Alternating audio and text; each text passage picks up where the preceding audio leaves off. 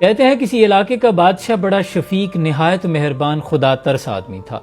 رعایا کو اس سے بڑی محبت تھی کہ وہ ہمارے بارے میں بڑا سوچتا ہے۔ دور دراز ایک گاؤں میں کسان کے دل میں یہ خیال آیا کہ کیوں نہ اپنے بادشاہ کی زیارت کروں۔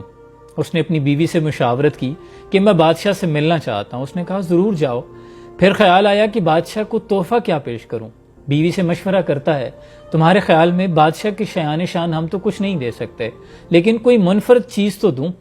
تو بیوی کہنے لگی ایسا کرو، ہمارے گاؤں کے قریب سے جو چشمہ گزرتا ہے اس کا پانی انتہائی میٹھا اور ٹھنڈا ہے، تم بادشاہ کے لیے وہ لے جاؤ۔ مجھے نہیں لگتا کہ اور کسی علاقے میں اتنا میٹھا اور ٹھنڈا پانی کا چشمہ موجود ہے۔ چنانچہ یہی فیصلہ ہوا۔ اس شخص نے پانی کے 2 گھڑے بھرے چشمے سے اور گدھے پر سامان لادا اور رخت سفر باندھ لیا۔ کچھ دنوں کی مسافت کے بعد جب وہ بادشاہ کے حضور پیش ہوا، اجازت طلب کی، اسے اجازت ملی تو بادشاہ کے حضور اپنے تحفے پیش کر کے کہتا ہے بادشاہ سلامت، یہ میرے علاقے کے چشمے کا پانی ہے جو انتہائی فرحت بخش، ٹھنڈا اور میٹھا ہے۔ بادشاہ سلامت نے تحفہ قبول کیا اور اپنے وزیر کی جانب اشارہ کیا۔ وزیر نے حکم کے مطابق جب گھڑے پہ سے ڈھکن اٹھایا تو چونکہ پانی کچھ دن گھڑے میں بند رہا تو اس میں سے ہلکی سی بدبو آنے لگ چکی تھی۔ وزیر نے جب مڑ کے بادشاہ کی طرف دیکھا تو بادشاہ اہل علم اور فراست کا مالک تھا، نظروں سے بھانپ لیا۔ اس نے وزیر کو اشارے سے چپ رہنے کا کہا اور خود بآواز بلند کہنے لگا مجھے اس کسان کا تحفہ بے حد پسند آیا۔ ساتھ ہی خزانچی کو کہا کہ اس کے گھڑوں کو اشرفیوں سے بھر دے۔ جب وہ کسان چل دیا تو بعد میں بادشاہ نے وزیر سے کہا کہ اس کسان کے ساتھ جانا، اس کے پانی کو گرا دو اور اس کو وہاں سے گزارنا جہاں سے ہم پانی پیتے ہیں، یعنی ہمارے گاؤں کے قریب جو چشمے ہیں اسے وہاں سے گزارنا۔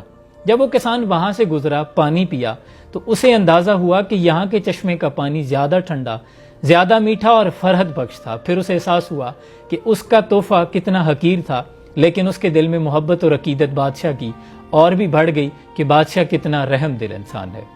دیکھیں دوستو، ہماری عبادات کا بھی یہی عالم ہے۔ ہم جو عبادات ٹوٹے پھوٹے سجدے کرتے ہیں، جو نمازیں پڑھتے ہیں، ہمیں لگتا ہے کہ وہ بہت اچھی ہیں، لیکن وہ مالک کائنات جو تمام بادشاہوں کا بادشاہ ہے، اسے علم ہوتا ہے کہ ہماری عبادات کیسے ہیں، لیکن وہ ہماری عبادات کے مطابق عطا نہیں کرتا۔ وہ کرم اپنی شایان شان عطا کرتا ہے، اور ہم اپنی عبادات پہ جو تکبر کر رہے ہوتے ہیں، ہمیں علم بھی نہیں کہ اس کے گھر میں اتنے فرشتے ہیں کہ عبادات کی اس کو ضرورت ہی نہیں۔ وہ تو ہمارے دل میں جو خلوص ہے اس کو دیکھتا ہے کہ نیکی خالص کتنی ہے۔ اس لیے عبادات میں خلوص پیدا کیجیے اور اپنے رب کی طرف رجوع کیجیے، وہ بہت کریم ہے، بڑا بے نیاز ہے۔